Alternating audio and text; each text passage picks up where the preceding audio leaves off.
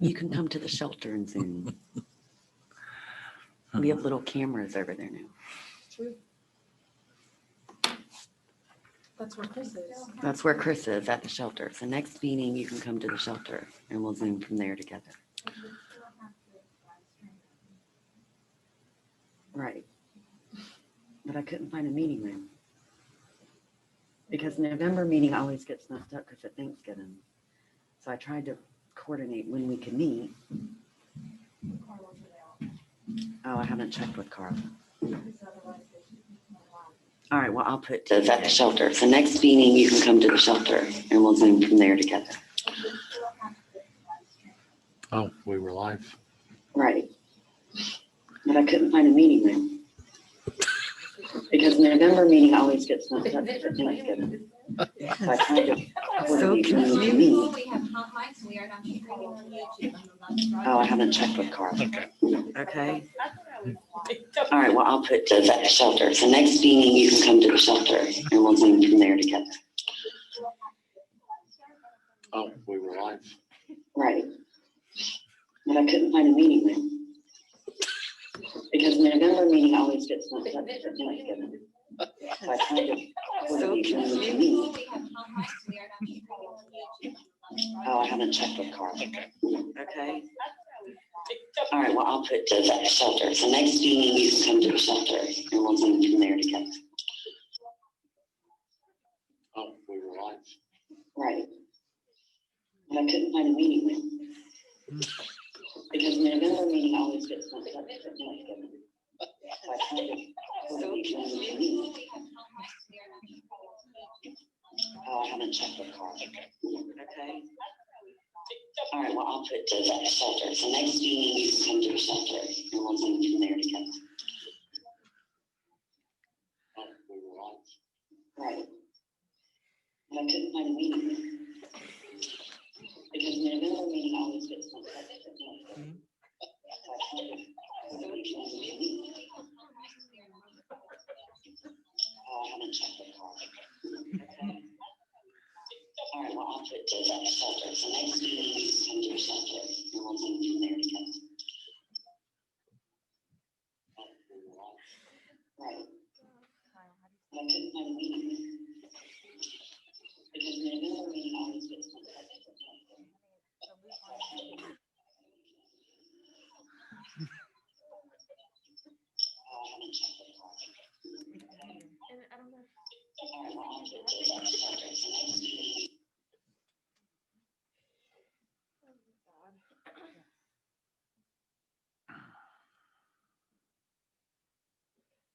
Now? She said we were paused. Are we good? Okay. I'm going to call the meeting of the Pitt County Animal Services Advisory Board to order. Do we have an approval of the agenda? A motion on the approval of the agenda. Motion. A motion from, Me. Mr. Chairman, I need to take a vocal roll call first. okay, Matt Goddard, here. Brittany Dale, Here. Tom Colson, Amy Neal, Here. Jack Brock,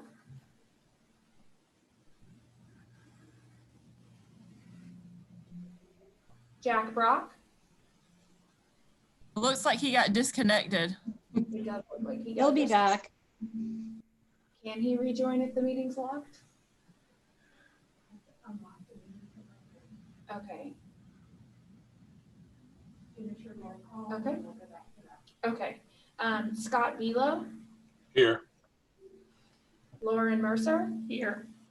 Carol Wilson, Here. Charlotte Ann Alexander. Here. All right, and then we need to unlock the meeting to allow Jack back in. Yeah, okay. You'll just remain at ease, Mr. Chairman. Certainly.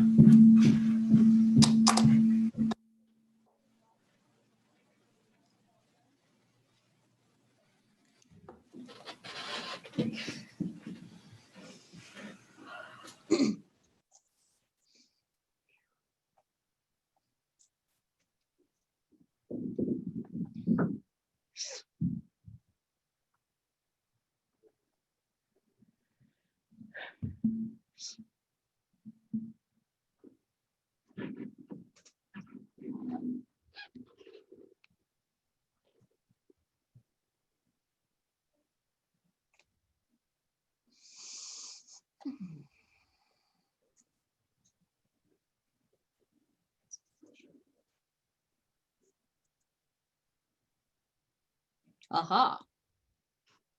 This appears to be Jack. Hey, Zoom froze, so I'm calling in. Can you hear me? Hey, Yeah, we're- Jack. We can hear you. Can you hear me? I'll just repeat your name for the roll call. Jack Brock, Here? Do we need to say who else is here? As far as like you? You don't need to, you just need the roll call of the members, Okay.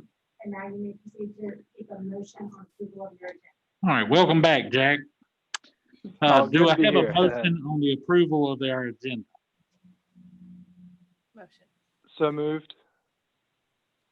We have a motion from Mercer. Do we have a second? Second. Second. Okay, I heard Amy Neal. All in favor? We're going to vote according to the roll call, so that goes back to Kelly. Matt Goddard, Aye. Brittany Dale, Tom Colson, Amy Neal, Aye. Jack Brock, Yes. Scott Belo, Aye. Lauren Mercer, Aye.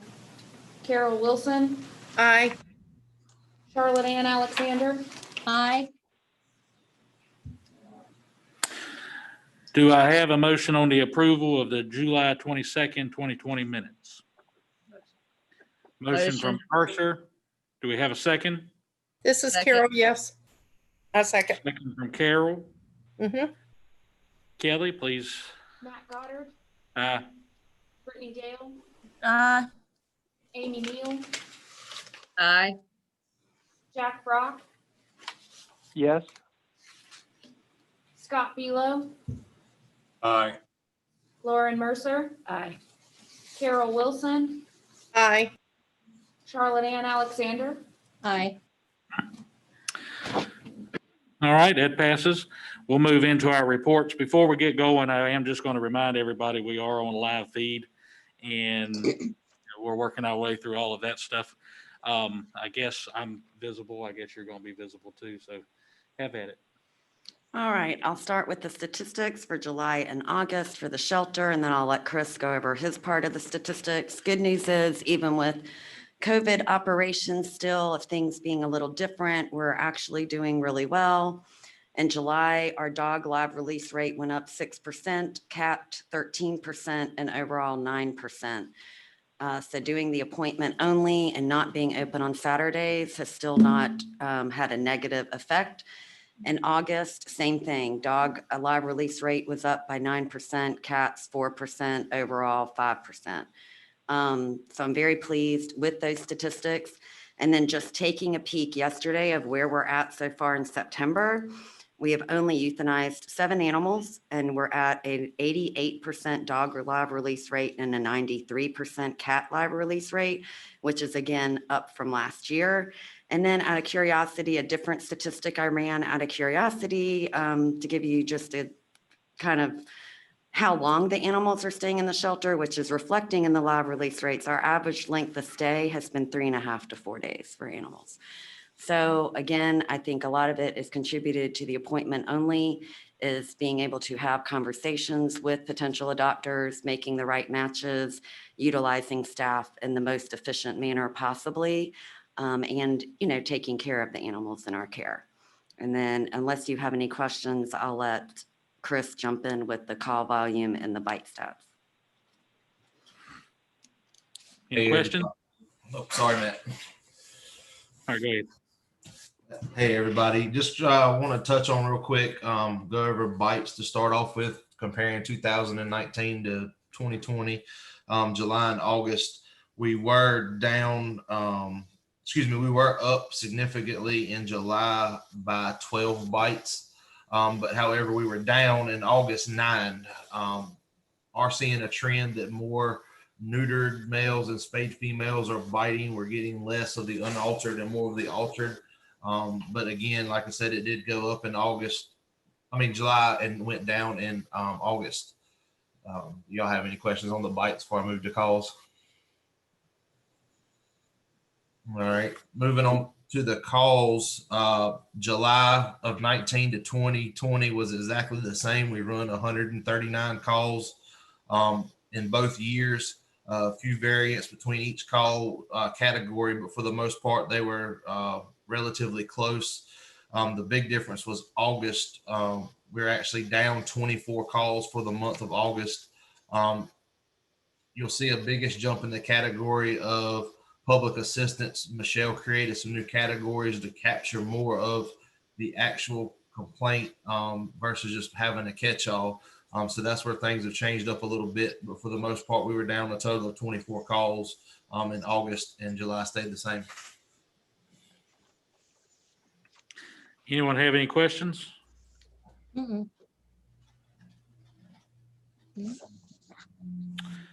I do have a question. How many animals have we adopted? I see the little, every time y'all have posted a picture, I see the number in the background, the little count thing. 5, I'm trying to think what it was when I left today. We're in the 30s. I was going to say 528, but that was this morning. So That's 5. awesome. That's. I really think so good. too, yeah, with the COVID shutdown and everything, I feel like that's just a very good number. That's what had Mhm. my attention. So I just wanted to check. So that's good work. Bravo. Yes, I'm done. Ready for me going. All right, just wanted to give you an update. The contract with the part-time veterinarian is definitely new this budget year. We've definitely had to work out, we're still working through some things as far as daily rounds and, timing and communication. And, my biggest thing that has taken me a little bit to work out is how to track, to show the effectiveness. Love having a vet that I can consult with, right there more often. So she is doing daily rounds. I love them when they're in the morning. Sometimes it has to be in the afternoon, which gets a little hectic for us. But one thing I'm already seeing we're able to do, which is helping that length of stay decrease, is with her help, we're able to identify animals that what we call prefix, go ahead and get the spay and neuter surgeries done as soon as the legal time's held up. And then the citizens, if they want to come in and adopt, they can take them home same day, which, we've never been able to really do that much before. So we're getting them out the door faster into homes. We're also saving things that used to be automatic euthanasia, such as ringworm kittens. She's able to help us, which Dr. Mercer's practice did donate to us several months ago, a woods lamp, which helps us identify if we think of a cat or a kitten has ringworm. So we're able to utilize, like the woods lamp was helpful, and then it was like, now what do we do? So she's able to help get the medicine in to treat them. We have one citizen in Pitt County that's been amazing to help foster these ringworm. And so, for example, we've had a couple kittens in foster care for quite a while. She brought them back for a recheck. They're negative. We got them fixed this morning, and they got adopted this afternoon together out the door. And before, ringworm was something that was automatic euthanized. Heartworm positive dogs, we're looking at trying to actually do more of the recommended treatment for heartworms with them, get them started on the antibiotics and things that should start at an initial diagnosis. We are having the quicker turnover and getting animals into homes quicker. So I kind of will give you a maybe quarterly update on, how that's impacting, but definitely love having the resource. I don't know how many of you are on social media, but for example, we had a dog come in that was the sweetest thing with obviously an old injury. Something happened to its leg, and she was able to do the amputation for us, and we were able to release that to Pitt Friends for the aftercare. Before, that would have been an automatic euthanasia. So It's a nice mental refresh for staff to know that we have some resources to save animals that before there was no option. So we'll continue to monitor that and I'll give reports. Michelle, it looks like Scott has a question. Oh, I'm sorry. Yes.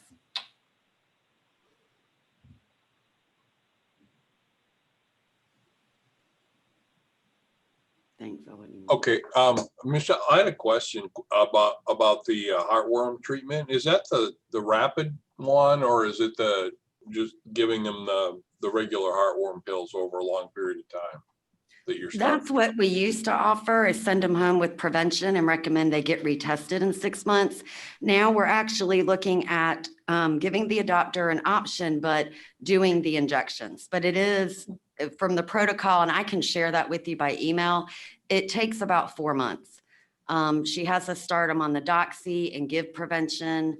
And then I think, is it day 60? Dr. Mercer could probably tell you off the top of her head. I think day 60 is the first injection, and then another 30 days, they get injection 2 and 3 a day apart, like injection 2 and 3 are within 2 days. And, you know, you have to counsel them and make sure they understand exercise and, you know, rest and restrictions and why that's so crucial. And I think there might be some prednisone that is prescribed when the Definitely. injections start. So it's definitely new that we're learning and getting educated on.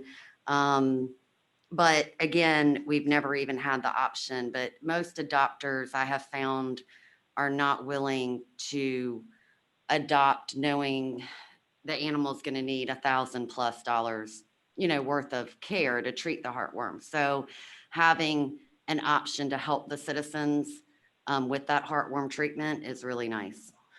Michelle, Yes. have we considered doing the alternative Advantage multi slow kill treatment?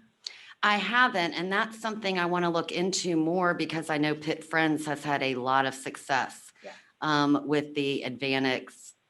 And Advanix isn't cheap, but I think it's probably less strain on the dog. And again, I'm not a veterinarian, Dr. Mercer. So I definitely was talking to Pitt Friends about that the other day because they've been maybe doing it a year. I know I did at least one with Pitt Friends that was fostered through them. But I mean, I find that I would say 75% of people, and I'm not just talking about people that I see that adopt from the shelter, really just can't afford the imiticide. We do like reversible sedation because it's a very deep spinal muscle injection.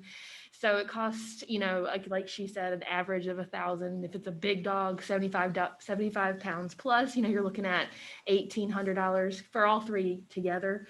And you do have to be on the prevention for 2 months prior, which is what she was saying about starting on day 60 from the initial diagnosis. But the Advantage Multi, to me, it gives people a little bit of an alternative that's a good happy medium.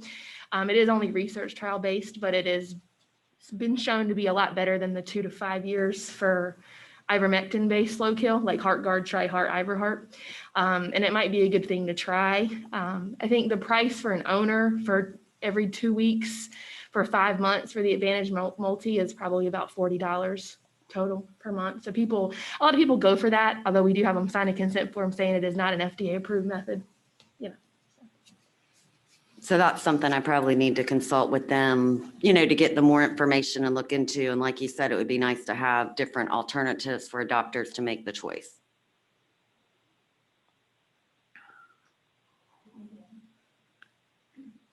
Looks like Brittany has a question.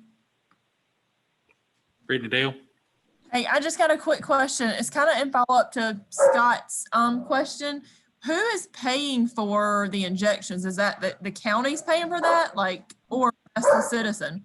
We're only right now having to pay for the medicine, and I had some grant money that I had tucked aside. I haven't spent yet, so that's what I was purchasing the medicine with. Okay, thank you. All right. I don't think there's any more questions. Okay, so the next, again, some of you know, some of you don't. It's taken me a little while to get these programs together, but we had the one grant funding that the county matched the grant with the donation from Saving Graces for felines for ferals. And That is to sell vouchers for $20 for feral cats. And by the time I left today, we've sold 129 of those so far. So it just shows there are a lot of people in the community that are doing that, that want to do that, and support those efforts. And then it took me a little while because I had to make sure I had everything in place before I launched it. And honestly, trying to launch too many things at one time, we finally were able to launch the low-cost spay neuter vouchers.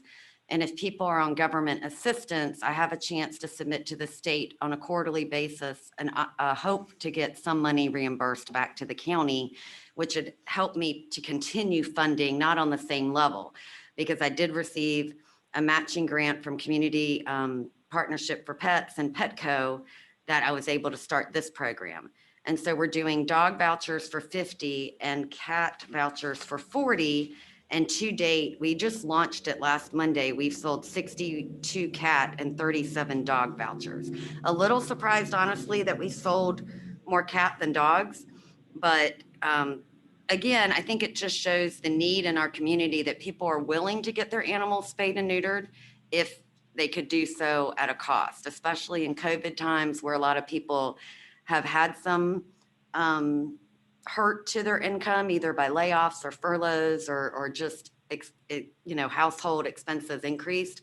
So those are going really well. We're staying very busy and getting a lot of questions about the vouchers. And I can't tell you how long the money will last. It's just something I'm going to have to keep monitoring and at some point cut it off. At this point, I think Kelly and I decided at around 200-ish, we'll probably take a pause and assess and see where the money's at and go from there. But we have that going on as well. Any questions about that before I move into upcoming? Okay, upcoming. So Dr. Kuhn had donated money to the shelter quite a bit ago. Couldn't really do what was supposed to be done because of the construction project update. So we did go back and talk with her further, and she agreed that she would like the money to be used to replace our canine gravel area with the canine artificial grass. So we did get the estimate and the company back out there, but we needed our fencing fixed first. So we did get an estimate from Whitehurst Fencing, but they needed 4 weeks before they could start that. So as soon as Whitehurst can get out to the shelter and fix the fence, then Forever Lawns will come in and put the canine grass down. So I'm really excited about that, and we'll send pictures. Secondly, the brick fundraiser from 2 years ago. Finally, have my Eagle Scout. It's taken a little bit longer than I'd like, but he finally set a date, and next Saturday, they will be at the shelter from 9 a.m. to 1 p.m. putting the bricks in. And I can't even tell you how excited I am about that. I will make pictures because there's a lot of people that have been coming to the shelter looking for their bricks for 2 years now. So definitely going to take a lot of pictures and try to notify everybody that they're there. Again, I'm putting them in the front of the new construction where people can easily find them. And then I just did get notified today by the county engineer that pretty soon the new driveway for the shelter that's gravel and rock, the construction entrance is going to get paved, and they'll be extending that turn lane in front of the road. So they said that is going to happen soon. So that'll give us some additional parking where people will not have to drive in through the trash dump. And again, hopefully the bricks will be right there and it will look nice and people can finally see their bricks. So next Saturday, if you're bored, you can ride out and watch that go on. He's hoping to get it done between the hours of 9 a.m. and 1 p.m. Then Our Redeemer Lutheran Church, she's been very supportive over the years. We talked about doing a blessing of the animals again, and should we have it, should we not have it? And they felt like maybe some people needed some sense of normalcy. So we are going to make it a drive-through event from 3 to 4 next Sunday at Our Redeemer Lutheran Church at 1801 South Elm Street. Everybody will be COVID compliant. We are asking, the drivers and the people in the vehicles to also have a mask on. People can bring their actual pets or they can bring a picture of their pet. So we did shorten the time frame this year, but just to try to have a little bit sense of normalcy, we decided to go ahead and have it in that manner. Likewise, by law, we are to have a low-cost rabies clinic at least once per year. Been kind of waiting and waiting. So I talked to the farmer's market. It's not open on Sundays. And I was trying to find a location that we could also do a drive-through type scenario. Never done a drive-through rabies clinic. I'm a little curious of how it's going to go, vaccinating people's pets in their cars, especially cats. But we are going to have that from 9 to 12 on October 11th at the farmer's market, because at least there's a lot of room that I feel like traffic won't back up on the roadway. And we'll see how that goes. And they will be $5. And we're saying cash or check because we can't really run back and forth to the shelter to run credit cards. So we are going to do that. And that's all the upcoming events I could think of. And then the item number 6, policies and procedures. So I had worked on policies and procedures and decided there's so much stuff we do.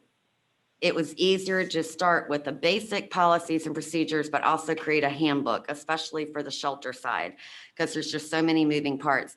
I had finished this actually in 2018, and then it kind of sat for a while.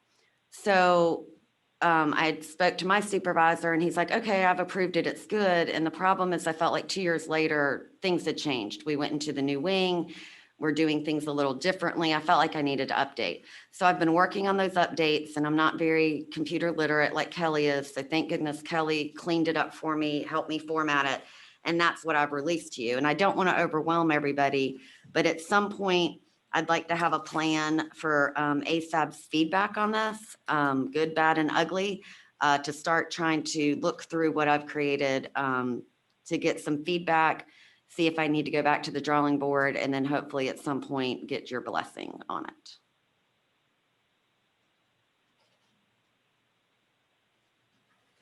Does anyone have any thoughts on that? Can y'all hear me? Yes.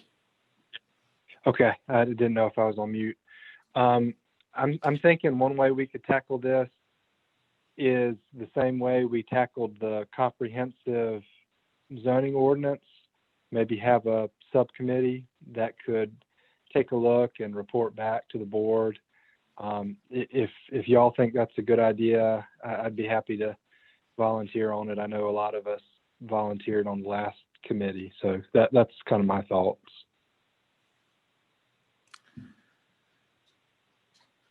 How are you envisioning seeing this go?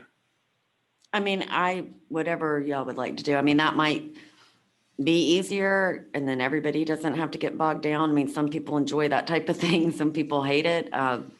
It's really what the pleasure of the board is, of what you think might be the easiest way. I just know in the past, usually when I do this type of thing, the county always wants to know ASAB's thoughts and opinions and, if there's recommendations. So before I presented it to anybody above me, I kind of wanted to start with my board first. Anyone else have any thoughts on setting up a subcommittee? Or would anyone else like to be a part of it? I think it's a good idea as long as it's got sort of a definite time by which there's some report so it doesn't kind of linger. And I'm happy to serve. All right, let's do that. Do I have a motion to form a subcommittee to work with Michelle on evaluating the full policies and procedures for PCAS? I'll make that motion. I'll second. I'll make the motion. All right, Jack, and then second, Charlotte Ann. We're going to go to a vote. Matt Goddard, Aye. Brittany Dale, Aye. Amy Neal, Aye. Jack Rock, Yes. Scott Velo, Aye.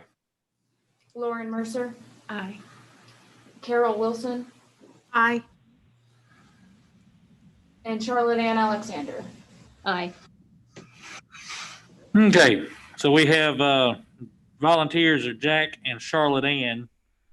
Would anyone else like to be on this group? I can if needed. Is that Carol? That's Brittany. That's Brittany. Yeah. I was gonna offer though as well, if you need 4. I don't know if that's too many. I'm good with 4. And that's about half. Yeah, that's about half. It got Brittany, who's our vice chairman, on there, so I'm good with that too. Yeah, I'm fine with those 4. Janice, they can just serve on this, right? That's fine. You can just declare that as the committee. All right, it's y'all's. Jack, Charlotte Ann, Brittany, and Carolyn, thank y'all. I'm gonna in my opinion, I feel like y'all can get together and discuss and start setting a timeline with Michelle and come back to us in the November meeting and let us know y'all's thoughts on how long we're gonna have this committee and process and evaluate these things before y'all bring it back to the full committee, full board. Does anybody else have any more thoughts on that? Is that good with everyone? Yeah. Okay. And then the last thing is our November meeting always gets complicated because it falls on the Thanksgiving holidays. And I have to confirm with Kyle in the Public Information Office. I want to say I've already put this date on his calendar, but then I second guessed myself tonight. I was trying to find meeting rooms, but you have a lot of different boards in the county that have set days and meeting rooms. So I was struggling trying to find a room. So I tentatively, if you can, mark your calendars for our next meeting to be December 2nd. And it might have to be remote only due to not having a space available. We do have some webcams on the shelter computer desktops now. So that might be an option if people need to come in and log in. I can put you in different offices to do that. But I will verify that between now and then. And then just cross your fingers that we won't have any dangerous dog appeals to be heard, but kind of keep in your back mind that we may. We've had quite a few filed lately, so can never predict if people will appeal them or not. But I have done some declarations lately. I've done some non-declarations lately, which they can also appeal. So those, as you know, have to be heard in person. And we decided that we need at least 4 board members present in case there's a conflict of interest. But I will, as always, keep you posted. And that's all I could think of as far as shelter news and business at the moment. The Goddard rule. Question, Janice, our dangerous dog hearings, are they live Zoomed or are they live to tape? Your dangerous dog hearings are quasi judicial proceedings, and so they cannot happen virtually unless all parties consent. So they would have to be live in person in a room unless we had the written consent of everyone withstanding. And then they wouldn't be videoed. They would not be Okay. videoed. Thank you. All right, with that said, that's the entire agenda. If anybody's got anything else to discuss, I am just going to throw out there congratulations to Pitt County for being named an All-American County. I got a nice little letter about that the other day. Something like the 1970s, I guess, was the last time we were recognized for that as a county. And, for better or for worse, I'm going to claim credit for it for the Pitt County Animal Services because of the great job that they do in the county and representing and serving the citizens in the way that they do. So congratulations to Pitt County, but also a good shout out to PCAS for everything that they're doing. The numbers that y'all have are just looking very good right now, especially considering how screwy 2020 has been. So, good job on all of that. Does anyone else have anything else they'd like to add before we ask for an adjournment? Without any, do I have a motion to adjourn? I move that we adjourn the PCAS October meeting, Okay, September meeting. that was Carol. Do I have a It second? is. I'll second. Carol and then Mercer and Kelly, take us out. Matt Goddard, Aye. Brittany Dale, Aye. Amy Neal, Aye. Jack Rock, Aye. Scott Velo, Aye. Carol Wilson, Aye. Charlotte Ann Alexander, Aye. Lauren Mercer. Aye. Thank you all. I'm glad you got to see me.